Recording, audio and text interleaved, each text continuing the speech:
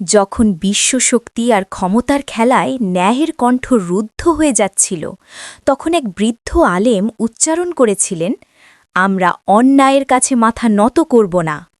তিনি ছিলেন আয়াতুল্লাহ খুমেনি।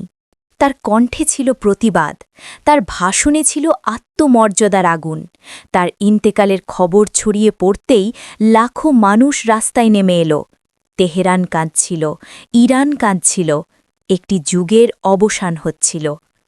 ইতিহাস সাক্ষী, যারা অন্যায়ের কাছে আপোস করে না তাদের দেহ মাটিতে মিশে যায়, কিন্তু তাদের আদর্শ বেঁচে থাকে প্রজন্মের পর প্রজন্ম। আজ হয়তো তিনি নেই, কিন্তু একটি প্রশ্ন রয়ে গেছে, আমরা কি সত্য ও ন্যায়ের পথে অটল থাকতে পারব? কারণ ইতিহাস বলে ক্ষমতা নয়, আদর্শই মানুষকে অমর করে।